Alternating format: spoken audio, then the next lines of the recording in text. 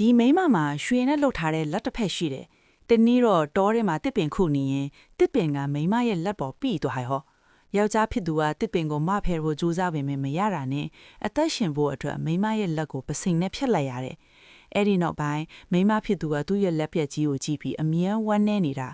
ဒါကိုမြင်တော့ယောက်ျားဖြစ်သူကလက်အတူတစ်ခုလှုပ်ပေးပေမဲ့မိမကရွှေနဲ့လှုပ်တဲ့လက်မှလိုချင်တာကြောင့်ရွှေလက်ကြီးလှုပ်ပေးလိုက်ရတယ်ဒါပေမဲ့အဲ့ဒီရွှေလက်ကြောင့်ပဲခန္ဓာကိုယ်မှာပိုးဝင်ပြီးရက်ပိုင်းအတွင်းမှာပဲသူတည်သွားခဲ့တယ်။မတည်ခင်မှာတော့သူ့အလောင်းကိုရွှေလက်နဲ့အတူမြုပ်ပေးဖို့ယောက်ျားစီမှာဂတိတောင်းခဲ့တယ်။နှစ်အနည်းငယ်ကြာတော့ယောက်ျားဖြစ်သူကအယမ်းစီးရဲလာပြီးပတ်စံလိုတာနဲ့မိမရဲ့ဂူကိုသွားပြီးရွှေလက်ကိုပြန်တူးထုတ်တယ်။ရွှေလက်ကိုဖြုတ်ယူလိုက်တဲ့အချိန်မှာမိမရဲ့မျက်လုံးတွေရုတ်တရက်ပွင့်လာပေမဲ့သူကတော့ဂယုမဆိုင်ပဲရွှေလက်ကိုအိမ်ယူလာခဲ့တယ်။အဲ့ဒီညမှာပဲမိမဖြစ်သူကသူ့ရွှေလက်ကိုပြန်ယူဖို့ရောက်လာပြီးယောက်ျားဖြစ်သူကကြောက်ကြောက်လန့်လန့်နဲ့ရွှေလက်ကိုပြန်ပေးလိုက်ပေမဲ့နောက်ဆုံးမှာတော့သူ့ဘာအသက်ခံလိုက်ရပါတော့တယ်